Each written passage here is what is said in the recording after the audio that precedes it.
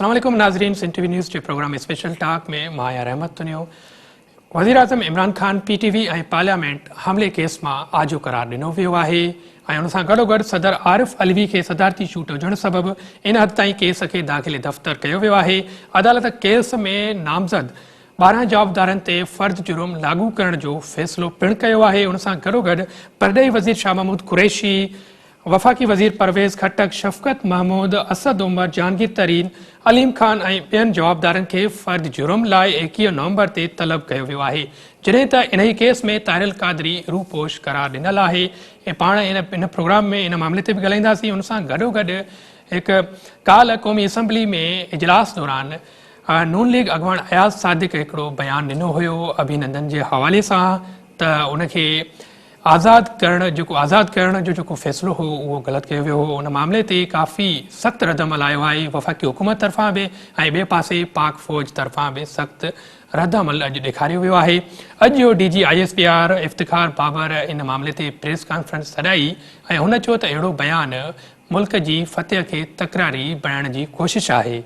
ऐं हुननि इहो चयो त इहो बयानु जेको आहे सो जेकी तारीख़ आहे उनखे चिथण बराबरि आहे, छो त पाकिस्तान इन जेको मामिलो थियो हुयो अभिनंदन जो त इन में हिकु वॾी फतह हासिल कई ऐं भारत खे मुंहुं तोड़ जवाबु ॾिनो हो ऐं उनखे मुहबर पिणु किरायो हुयो ऐं जेको अभिनंदन खे आज़ादु कयो वियो हो उहो जेनवा कन्वेंशन तहत ई आज़ादु कयो वियो हो। उनखां पोइ वरी अयाज़ सादिक अॼु हिकिड़ो वीडियो बयान बि जारी कयो आहे। इन मामले जी वज़ाहत कई आहे त संदसि इन बयान खे भारतीय मीडिया टोड़े मरोड़े पेश कयो आहे ऐं उन सां गॾोगॾु हिन इहो पिणु चयो आहे त इन जेको अभिनंदन खे आज़ादु करण जेको फ़ैसिलो हो उहो ग़लति हुयो ऐं वज़ीर आज़म परॾेही वज़ीर जे ज़रिए ई अभिनंदन खे आज़ादु कराइण जो चयो हो ऐं उन सां गॾोगॾु हिन इहो पिणु ॿुधायो त वज़ीर आज़म खे ई ख़बर आहे इन मामले जी, ॿियो कंहिंखे ख़बर न आहे। सो इहो सॼो मामिलो हुयो। इन मामले ते पाण ॻाल्हाईंदासीं। उन सां गॾोगॾु अॼु क़ौमी असम्बली जे इजलास दौरान PDM ख़िलाफ़ मंज़ूर थियल ठहराउ खे वापसि वठण जो मुतालबो पिणु थियो आहे। PPMA ने राजा परवेज़ अशरफ इहो मुतालबो कयो आहे। हुन इहो चयो आहे त PDM में समूरियूं अपोज़िशन जूं जमातूं शामिल आहिनि ऐं ईअं बि नथो थी सघे त उहे समूरियूं जेके जमातुनि जा जेके जलसा थियनि था ऐं उन में जेके तकरीरूं थियनि थियूं त उहे गैर क़ानूनी हुजनि ऐं सिर्फ़ु जेके क़ानूनी जलसा ऐं तकरीरूं आहिनि उहे PTI हुकूमत जूं थींदी हुजनि। सो इन सॼे मामले ते पाण ॻाल्हाईंदासीं। इन मामले ते ॻाल्हाइण लाइ असां सां अॼु टेलीफोन लाइन ते मौजूदु आहे मुल्क जो सीनियर सहाफ़ी ऐं तजज़ीनकार इम्तियाज़ आलम साहब। इम्तियाज़ आलम साहब, अस्सलाम वालेकुम। जी वालेकुम अस्सलाम। इम्तियाज़ आलम साहब, कैसे देख रहे हैं मुल्की सूरत हाल को? एक तरफ वज़ीर आज़म इमरान खान को PTV और पार्लियामेंट पर हमले वाले केस से बरी किया गया है और दूसरी तरफ ये अयाज़ सादिक वाला मामला था जो कल उन्होंने कौमी असम्बली के इजलास दौरान बयान दिया था और उसके बाद आज DG ISPR ने भी कॉन्फ्रेंस की। देखिए, जाहिर है कि एक सिटिंग प्राइम मिनिस्टर जो है वो रियासती इमलाक पे हमले में डिस्क्वालीफाई हो जाए तो बड़ा बहरान हो जाता है। तो लिहाजा वो इस तरह का फैसला आ गया और बाकी अपोजिशन में चल रहा है, ये एक दूसरे को गद्दार बनाने की कोशिश कर रहे हैं। गद्दार कोई भी नहीं है। पाकिस्तान में कांग्रेस के लीडर्स के और सेकुलर लोग जो है इंडिया के, उनके बयानात को बड़ा हम अप्रिशिएट करते हैं, बड़ा चढ़ा के पेश करते हैं। और हिंदुस्तान में जो हुकूमत मुखालिफ बयानात हैं उन्हें वहां पे चढ़ा के पेश किया जाता है। न कांग्रेस गद्दार है, न पीपल्स पार्टी, न PMLN गद्दार है। ये तमाशा है एक रियासतों की कॉन्फ्लिक्ट का और उनके बयानिए का। जी इम्तियाज़ आलम साहब, और दूसरी तरफ PDM के हवाले से जो करारदाद मंजूर की गई थी उसको वापस लेने का भी मुतालबा किया गया है। आज राजा परवेज़ अशरफ ने मुतालबा किया कि ये करारदाद वापस ली जाए क्योंकि PDM में सारी जमातें शामिल है और सारी जमातें जो उनका जो तकारीर थी वगैरह वो गैर कानूनी नहीं है। लेकिन ये जो अपोजिशन ने, ये जो हुकूमत ने कौमी संसद में करारदाद पास कराई है, ये एक फजूल हरकत है। आपके 3 वोट ज्यादा है और आप लगे हुए हैं बाकी सारी ऑपोजिशन को, जिनके पास 70% वोट हैं, उन्हें आप कहें कि भाई आप गद्दार हो गए और ये कि हम मजम्मत करते हैं आपकी, ये पॉलिटिकल गिमिक्स हैं, सियासी शोबदाबाजियां हैं। हम इन्हें क्यों मीडिया वाले सीरियस लेते हैं? जी इम्तियाज साहब, उसके साथ साथ क्या है कि पीटीएम का जो इत्तेहाद है उसकी बहुत ज़ोर शोर से सरगर्मियां अभी जारी थी। अभी तो 25 नवंबर को आने वाला एक जलसा होगा उन लोगों का, और उसके बाद अभी डायलॉग की बातें हो रही हैं। वो डायलॉग कौन सा होगा और किसके साथ होगा? डायलॉग बात तो उनसे कर रहे हैं जिनको एतराज कर रहे हैं, तो उनका सियासी किरदार है। और जाहिर है कि जो मुख्तदर है डायलॉग भी होगा। ये डायलमा है, ये एक मुश्किल सूरत हाल है। तो हुकूमत तो डायलॉग करना नहीं चाहती, वो कहते हैं ये सब जेब तराश है। इमरान खान ने नहीं इस्तेलाह इस्तेमाल की है। जब हुकूमत ये करेगी तो हुकूमत असल में सिविल सियासत की, सिविलियन पॉलिटिक्स की स्पेस कम करेगी, अपनी भी स्पेस कम करेगी। तो जाहिर है कि मुलाकातें तो होती है मुख्तलिफ हल्कों से। अभी पिछले दिनों शहबाज शरीफ साहब से भी मुलाकात हुई और उनसे कुछ बातें हुई। नवाज शरीफ ने सख्त रद्द-ए-अमल का इजहार किया। तो ये जो है ना काम जो चल रहा है, ये अगर आईनी ढांचे में चलना है तो सही चले, नहीं चलेंगे तो फिर आईनी ब्रेक डाउन हो जाएगा। सही, साबिक वज़ीर आज़म शाहिद खकन अब्बासी ने ये डायलॉग की बात की थी और उन्होंने कहा था कि एक सोशल कॉन्ट्रैक्ट होना चाहिए, यानी कि वो इदारा जाती डायलॉग होना चाहिए। मगर जब हम बात कर रहे हैं कि सियासत में इदारों की मदाखलत ना हो, तो फिर जो डायलॉग करने जा रहे हैं या जिसकी बात हो रही है वो इदारों के साथ इसका मंतक जो है क्या है? देखिए, ये जो सियासी पार्टियां हैं इन्हें एक वादा मौकफ लेना पड़ेगा। ये क्या चाहती है? सही, आइन की बालादस्ती चाहती हैं तो फिर गैर आइनी जराए से, गैर आइनी कोर्टों से बातचीत क्यों करेगी? सही, वो लोग करेगी फिर जी, समझौता करेगी।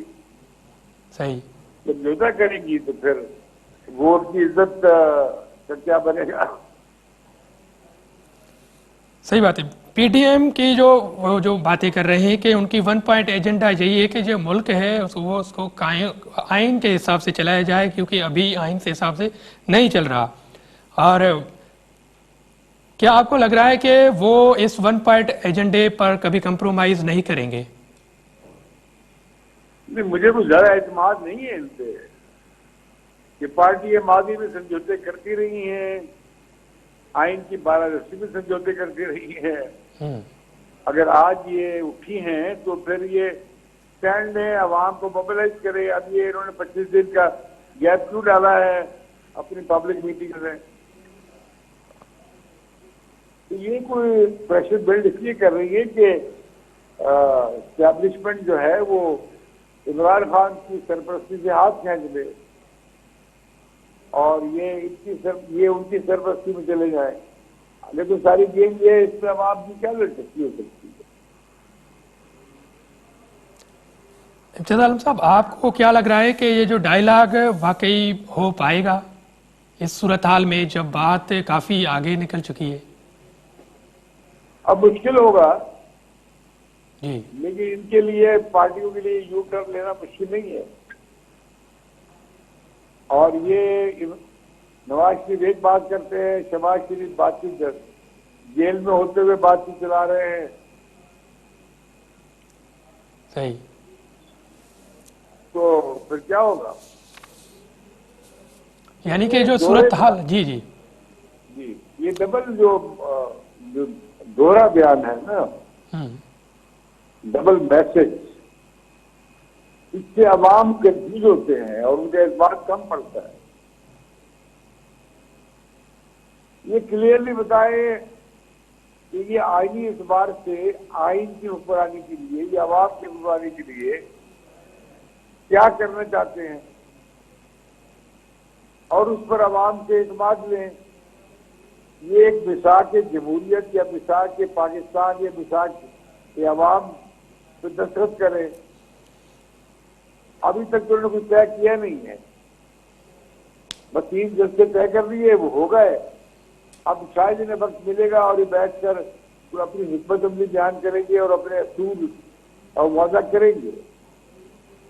अगर ये नहीं करते तो फिर ये ऐसी तमाशा है। सही सर, हुकूमत वाले बोल रहे हैं कि अपोजिशन से इंतखाबी इस्लाहात, मईशत और हुक्मरानी को बेहतर करने पर बातें हो सकती है। ये जो पीडीएम वाले कह रहे हैं कि बातें यानी कि वो होगी, यानी आइन के हिसाब से होगी और जो ये मदाखलत हो रही है और उसको ख़त्म करने के लिए होगी। हुकूमत बज़िद है कि अब बातें हो सकती है मगर इंतखाबी इस्लाहात, मईशत और हुक्मरानी को बेहतर करने के लिए। ये जो बंच ऑफ जोकर्स, इन्होंने इतना माहौल खराब कर दिया है कि असेंबली का सेशन तो हो नहीं रहा इनसे। इनके गवर्नेंस इतनी चल ही नहीं, ये नाकाम हो गए हैं और बैठे ही आसमान पे हैं, खड़े ये बैसाखियों के एस्टैब्लिशमेंट की। ये देर बंच ऑफ जोकर। जी सर, ये इनको वो पता ही नहीं लग रहा। सही। ना इनसे महंगाई कंट्रोल हो रही है, ना इनसे इकोनॉमी चल रही है, ना इनसे गवर्नेंस हो रही है। अधिक तमाशा लगाया हुआ है इन्होंने, और स्वाय बकबक के और बकवास के और बदजबानी के और गाली गलौज के इन्हें आता कुछ नहीं है। ये मस्खरे इकट्ठे हो गए। सब एक तो अपोजिशन और हुकूमत के बीच में एक जो कशीदगी है वो दिन ब दिन बढ़ती जा रही है, मगर बीच में जो आवाम के मसाइल हैं वो जूं को तुम बढ़ रहे हैं। वो आवाम के मसाइल तरजीहात क्यों नहीं बन रहे? महंगाई भी बढ़ रही है, बेरोजगारी भी बढ़ रही है, गुर्बत भी बढ़ रही है। भाई देखो, हर पार्टी में माफियाज है। इस हुकूमत में कुछ ज्यादा ही माफिया से इकट्ठी हुई है। और आप देखा नहीं किस तरह गंदम की कीमत चढ़ी है मार्केट में, और रेट तय कर रहे हैं 1600 रुपए। 1600 रुपए पे कौन मन पे कौन काश्तकार गंदम बीजेगा? इन्होंने बड़ी फुर्तियां दिखाई हैं शुगर के हवाले से। शुगर माफिया को पकड़ रहे हैं, रिपोर्टें आ रही है, अफवाह आ रहा है। पाकिस्तान की तारीख की सबसे बड़ी महंगाई आ गई है। 100 रुपए से ऊपर चीनी मिल रही है। ये कहते ना, आटे भाव का भाव पता लग जाएगा। अवाम को आटे भाव का भाव पता लग गया है। ये जो लगे हुए हैं इनकी, ये पता नहीं क्यों एस्टैब्लिशमेंट इन्हें इतने सिर पे उठा के बैठी हुई है।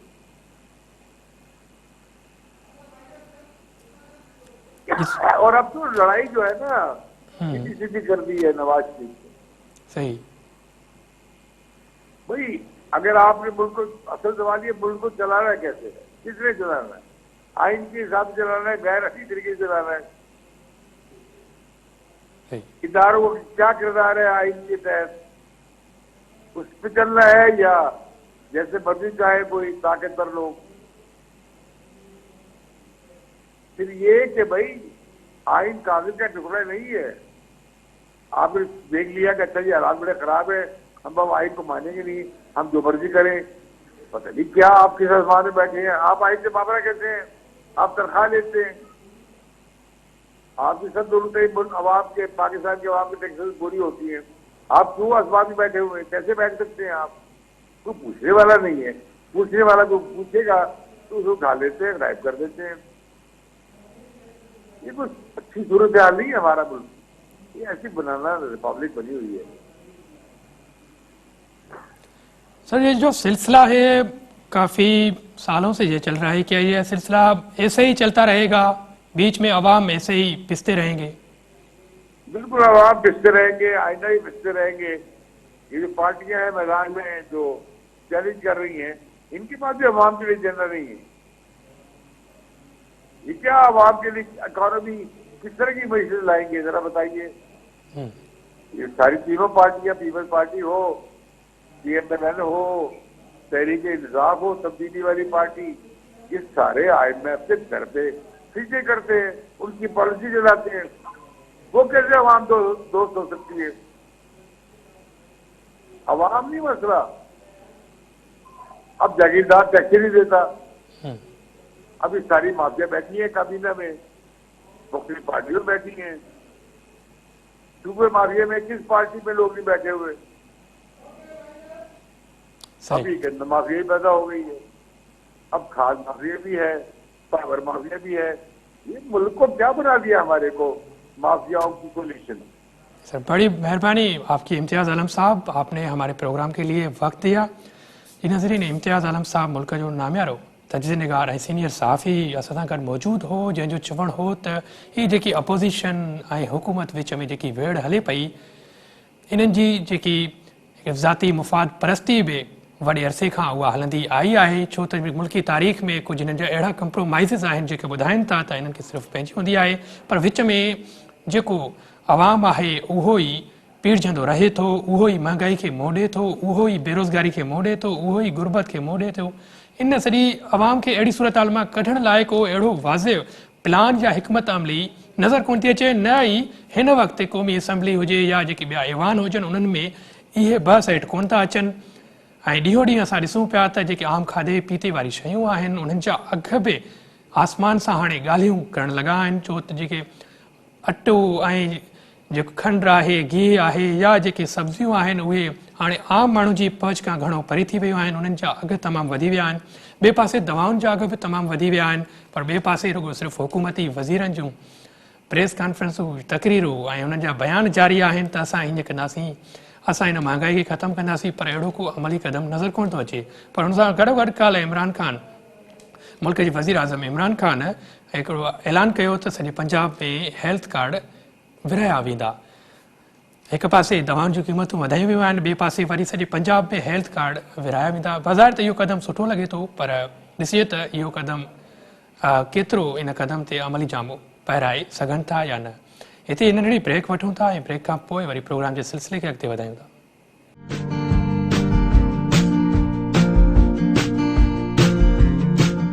प्रोग्राम में हिकु भेरो ॿीहर भलीकार नाज़रीन, सेनेट में बेटनि जे हवाले सां बहस करण जी कोशिशि कई वई, पर उन ते बहस करण जी इजाज़त न ॾिनी वई, जंहिं ते अपोज़िशन सख़्तु एहतिजाज कयो ऐं ऐवान में शेम शेम ऐं गैर क़ानूनी ऑर्डिनेंस जा नारा गूंजंदा रहिया। ॿिए पासे वफ़ाक़ी वज़ीर अली ज़ैदी चयो त इहो मामिलो कोर्ट में वियल आहे ऐं फ़ैसिले जो इंतज़ारु कयो वञे। हिकु सेनेटर बरहामन तंगी चयो त हिकु ऑर्डिनेंस ज़रिए सूबनि जी मिल्कियत ते गैर क़ानूनी तौरु कब्ज़ो कयो पियो वञे ऐं जंहिंजी हू मज़म्मत कनि था इहो ऑर्डिनेंस वापसि वरितो वञे। सो इन सॼे बेटनि वारो जेको मामिलो डिघे अरसे खां हलंदड़ आहे, इन हवाले सां पाण ॻाल्हि ॿोल कयूं था। इन मौज़ूअ ते ॻाल्हाइण लाइ असां अॼु राब्तो कयो आहे मुल्क जे सीनियर तजज़िया निगार ऐं कानूनदार शहाब वस्तो साहब सां। शहाब साहब अस्सलाम वालेकुम। वालेकुम सलाम। सर, कीअं था ॾिसो बेटनि वारो मामिलो जेको अॼु सेनेट में बि बहस लाइ उन्हनि कोशिशि कई पई वई, पर उहा कोशिशि नाकाम बणाई वई, यानी कि हुकूमत तरफ़ां, जंहिं ते अपोज़िशन एहतिजाज बि कयो। ऐं ॿिए पासे वफ़ाक़ी वज़ीर अली ज़ैदी चयो त इहो मामिलो सुप्रीम कोर्ट में वियल आहे ऐं अदालत जे फ़ैसिले जो इंतज़ारु करणु घुरिजे। तव्हांजो छा ख़्यालु आहे इन हवाले सां? साईं, पहिरीं ॻाल्हि त इहो मामिलो अदालत में सुप्रीम कोर्ट में कोन्हे, इहो हाई कोर्ट में आहे। मूं हुनजी पिटीशन विधी आहे हाई कोर्ट में। जी जी, हा, अली ज़ैदी अॼु इहो चयो त सुप्रीम कोर्ट में हुयो। बहरहाल जी हा, असांखे ख़बर आहे तव्हां इहा पिटीशन दाख़िल कराई आहे, उनजी ॿुधणी बि थी चुकी आहे हिकु ॿ। मां पिटीशनर पाण आहियां, पिटीशन दाख़िल न कराई आहे, मूं पिटीशन पाण विधी आहे। जी जी। सो इन में मूंखे तजुर्बो आहे अली ज़ैदी या पीटीआई वारनि को कसम खयो आहे सच न आहे ॻाल्हाइण जो, त जॾहिं हाई कोर्ट में मुंहिंजो केस जो लास्ट हियरिंग थी त उन में अटॉर्नी जनरल साहब अची इहा स्टेटमेंट ॾिनी त असां इहो मामिलो कोर्टुनि में हल नथा करणु चाहियूं, छाकाणि त कोर्टुनि में जेकॾहिं असांजो मामिलो इहो फासी पियो त पोइ इहो मामिलो तकरारी थी वेंदो ऐं इन सां जेका सीड़पकारी थियणी आहे उहा सीड़पकारी रुकिजी वेंदी। तंहिंजे करे टाइम ॾिनो वञे असांखे त असां हुकूमत सिंध सां गॾिजी इन मसइले जो हल कढूं था ऐं इहो मामिलो असां सियासी तौर ते आइनी लिहाज़ खां असां हिनखे ॾिसूं था ऐं असां आइनी तरीक़े सां सियासी तरीक़े सां हिनखे हल कंदासीं ऐं तंहिंजे करे असांखे टाइम ॾिनो वञे। यानी जेको अली ज़ैदी साहब फरमाए थो उनजे बिल्कुलु उबतड़, यानी अटॉर्नी जनरल चयो आहे त मूंखे वफ़ाक़ी हुकूमत जी हिदायत आहे त असां मामिलो सिंध हुकूमत सां मिली इनखे इन सॼे तकरार खे ख़तमु कंदासीं। सही अली ज़ैदी साहब तो फरमाए त इहो मामिलो कोर्ट में आहे, सुप्रीम कोर्ट में आहे, जेसिताईं सुप्रीम कोर्ट को हिन ते फ़ैसिलो ॾिए तेसिताईं तव्हां चुप करे वियो। सो हाणे इहो त मुमकिन कोन्हे त अटॉर्नी जनरल साहब ग़लति बयानी कंदो। इहो ज़रूरु मुमकिन आहे त अली ज़ैदी साहब पंहिंजी आदत मुताबिक़ ग़लति बयानी कई आहे ऐं कंदो रहंदो।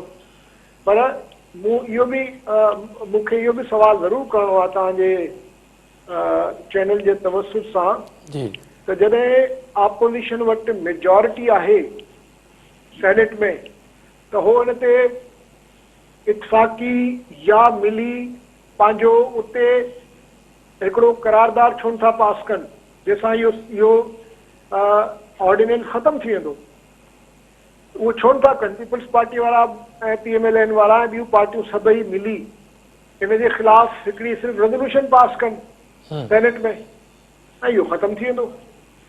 ऐं उनजो हिकिड़ो इहो तरीक़ो बि आहे हिकिड़ी मेजॉरिटी जो जेको हिन ते सभिनी जूं दस्तख़तूं हुजनि उहो पेश कनि जंहिंमां इहो ज़ाहिर थिए त मेजॉरिटी नथी चाहे त इहो ऑर्डिनेंस जेको आहे सो लागू रहे। बजाए तक़रीरनि करण जे तक़रीरां ज़रूरु कनि पर हिन सां गॾोगॾु इहो बि मुतफ़िक़ा तौर ते सभु जेके बि अपोज़िशन पार्टीज़ आहिनि वेही पाण में फ़ैसिलो कनि ऐं उनखां पोइ रेज़ोल्यूशन ते जेकेतिरा बि मेंबर आहिनि हिननि जा अपोज़िशन जा ज़ाहिर मेजॉरिटी आहे हिननि जी उहे सभु उन ते सिग्नेचर्स करे ऐं उहो जमा कराइनि सेनेट में।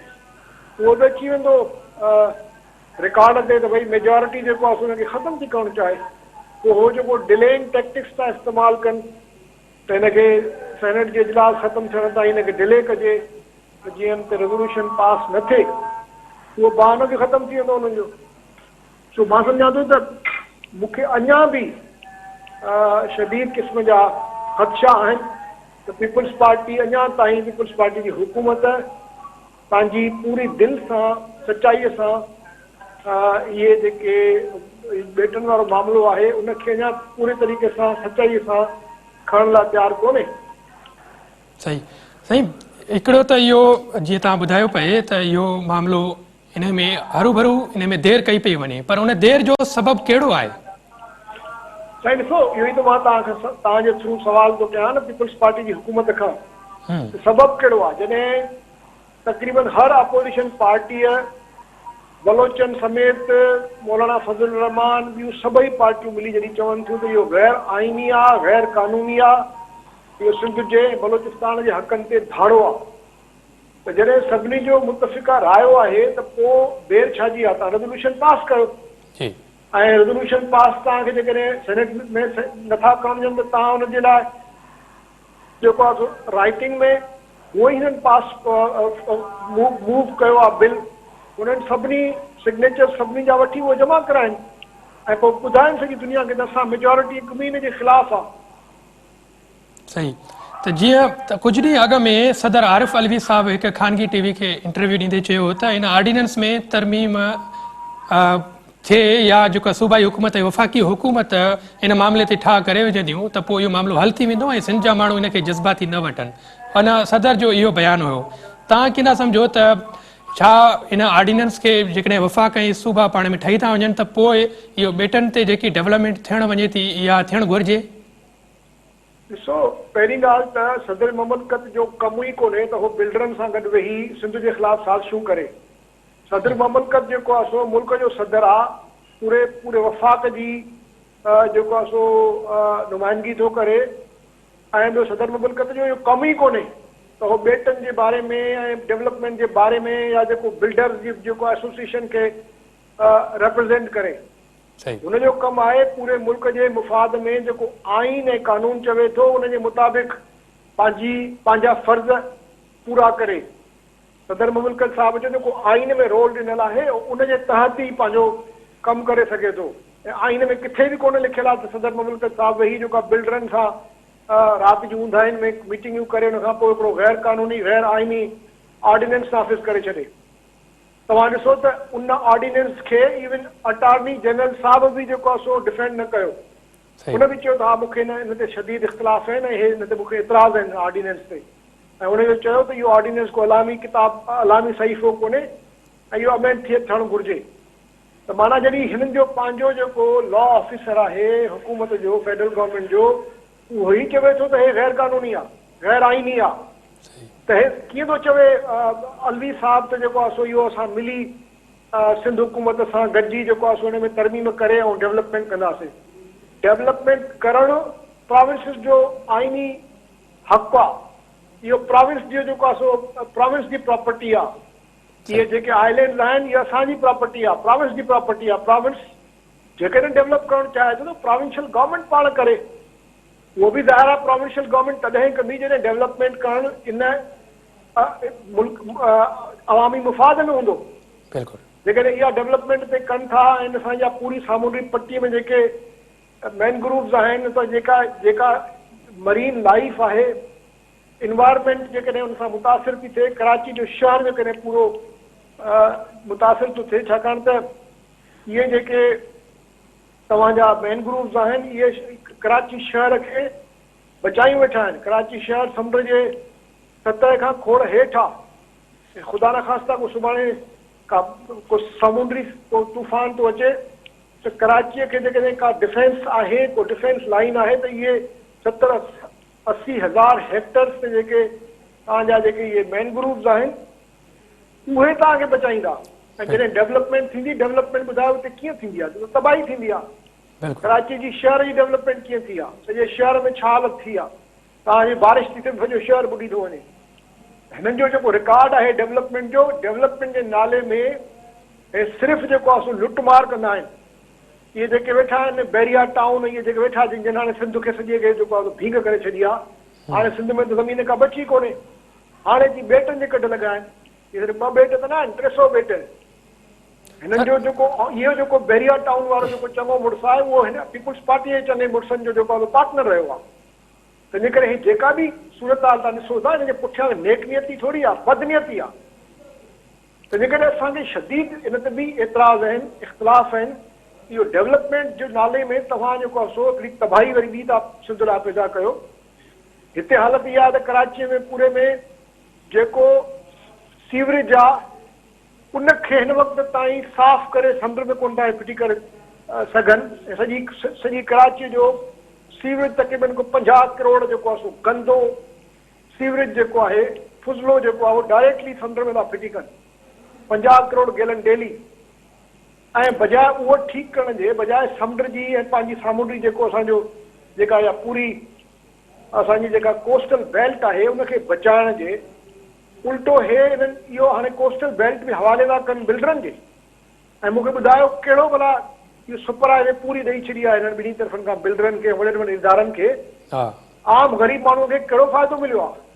हिकिड़ो मूंखे ग़रीब कुटुंब ॾेखारियो जेके हिकिड़ी का नंढड़ी का जेको आहे झूपड़ी बि मिली हुजे जेका तव्हांजे बैरिया वारनि ॾिनी हुजे या DHA वारनि ॾिनी हुजे, उहो त वञनि था ॾियो वरी बेदख़ल कंदा। हाणे सॼो असांजो जेको इहो कराची खां हैदराबाद ताईं हेॾां बदीन ताईं जेके ज़मीनूं आहिनि वञनि था आम माण्हुनि को खसंदा वीचारनि खां, जेके सदियुनि खां रहियल आहिनि उन्हनि खे बेदख़ल था कंदा वञनि। ॿिए तरफ़ हाणे तव्हां ॾिसजो त जेके 25 लख ख़ानदान आहिनि वीचारा जेके असांजा मोहाणा जेके मलाह जेके आहिनि, असांजा जेके मोहाणा जेके आहिनि, हाणे उन्हनि जी ॿेड़ी ॿोड़ींदा। ऐं इहे पैसा काॾे था वञनि? सिंध खे था मिलनि। इहे पैसा त खणनि था इहे बिल्डर, इहे माफ़ियाज़ वेठियूं आहिनि या उहे पीपुल्स पार्टी जा जेके गवर्नमेंट जा कर्ता धरता जिन खे हिन में माल थो मिले। तो इहो बिल्कुलु हिकिड़ो ख़तरनाक क़िस्म जो मनसूबो आहे। इहो मां सम्झां थो त इहो असांजे लाइ, असांजी आईंदे जे लाइ तबाही आहे। सही। जीअं तव्हां इहा इन मामले ते पिटीशन जेकी दाख़िल कराई उन बाबति हिकिड़ी ॿुधणी बि थी, उन में अटॉर्नी जनरल इहो बि बयानु ॾिनो त इन में ऑर्डिनेंस में तरमीम करे सघिजे थी। तव्हां छा था सम्झो त जेकॾहिं इन में तरमीम थिए बि थी ऐं इहो ऑर्डिनेंस लागू करणु घुरिजे या न थियणु घुरिजे? ॾिसो, पहिरीं ॻाल्हि इहा त ऑर्डिनेंस में तरमीम इन जे करे जेकॾहिं कयूं बि त इन सां बि वॾा हिकिड़ा कानूनी आइनी मसइला पैदा थींदा। छाकाणि त असां था चऊं त इहो वफ़ाक़ी हुकूमत सिंध जे कंहिं बि ज़मीन जे कंहिं बि हिसे ते ऑर्डिनेंस जे ज़रिए कब्ज़ो नथी करे सघे। सिंध जी ज़मीन ते सिर्फ़ु सिंध हुकूमत जो ही जेको आहे हुकुम हलंदो। जेकॾहिं सिंध हुकूमत खां हिननि खे ज़मीन वठणी आहे त उनजो तरीक़ो ॿियो आहे, उहो ऑर्डिनेंस जो तरीक़ो कोन हलंदो, उहो तरीक़ो आइन में ॾिनल आहे। उहा आर्टिकल 152 में जेको आहे सो ज़मीन वठी सघनि था, पर उहा ज़मीन वठण जो मक़सदु जेको हूंदो उहो सिर्फ़ु ऐं सिर्फ़ु जेके वफ़ाक़ी हुकूमत वटि जेके अख़्तियार आहिनि, जेके आइन में 4थे शेड्यूल में जेके हुननि खे सब्जेक्ट मिलियल आहिनि, उहो ज़रूरत जे तहत जंहिंमें कोई तव्हांखे के बंदरगाहूं ठाहिणियूं आहिनि, को हवाई अॾा ठाहिणा आहिनि या अहिड़े क़िस्म जा जेके वफ़ाक़ी प्रोजेक्ट्स आहिनि उन्हनि जे लाइ ज़मीन वठी सघनि था। पर हे जेका अदावत वारो कमु आहे ऐं जेको घर ठाहिणो ऐं कमर्शियल मार्केट ठाहिणो ऐं जेको शहर जी अॾण वारी ॻाल्हि आहे, उहा त वफ़ाक़ वटि उनजो अख़्तियार ई कोन्हे, उहो सूबनि वटि आहे। तंहिंजे करे उहा हे जेकॾहिं ज़मीन वठण बि चाहिनि त इन मक़सद लाइ वफ़ाक़ नथो वठी सघे ज़मीन। आइन में तंहिंजे करे रस्तो बंदि आहे। आइन में सिर्फ़ु इहो ई आहे त जेकॾहिं इहे अदावतूं थींदियूं, इहे शहर ठहंदा वग़ैरह वग़ैरह, त इहे सिर्फ़ु सिर्फ़ु उहो प्रोविंस ई करे सघे थो। पर छाकाणि त हिननि जी नज़र इहा इन्हनि ॿेटनि ते न आहे, हिनजी पूरी हिन पटीअ ते नज़र आहे। इहा हिकिड़ी तमामु वॾी ख़तरनाक क़िस्म जी हिननि साज़िश कई आहे, जंहिंमें बलोचिस्तान खां वठी वेंदो सिंध जी पूरी पट्टी जेका आहे तक़रीबन 1.25 किलोमीटर जिन में शामिल आहिनि, उहो सॼी कब्ज़े करणी आहे। जी साईं, वॾी महिरबानी तव्हां प्रोग्राम में वक़्तु ॾिनो। जी नाज़रीन, शवाब ओस्तो साहब नाले वारो कानूनदान असां सां गॾु मौजूदु हो। ॿिए पासे इहे बि बयान अचनि पिया त इन ऑर्डिनेंस में तरमीम जो बि सोचियो पियो वञे, पर उते हिकिड़ी ॻाल्हि इहा वाज़े यादि करणु घुरिजे पाण खे त भली ऑर्डिनेंस में तरमीम थिए या न थिए, पर असुल में जेको डेवलपमेंट वारो मामिलो आहे उहो वॾी अहमियत जोॻो आहे। छाकाणि त जेकॾहिं ॿेटनि ते डेवलपमेंट थिए थी त उन सां न सिर्फ़ु माहौलियाती नुक़सानु थींदो, पर उन सां गॾोगॾु पाण खे, पंहिंजे मुहाणनि खे मुआशी नुक़सानु बि वॾो थींदो, छो त इन ॿेटनि सां तक़रीबन 25 लख मुहाणनि जो रोज़गार सलाड़ियल आहे। इन हवाले ते असांखे पाण खे मौक़िफ़ जेको आहे सो उहो चिटो रखणु घुरिजे त डेवलपमेंट कहिड़ी हुजे ऐं उहा डेवलपमेंट कंहिंजे लाइ हुजे। सो हिते हिन प्रोग्राम जो वक़्तु पूरो थिए थो, तेसिताईं ॾींदा इजाज़त।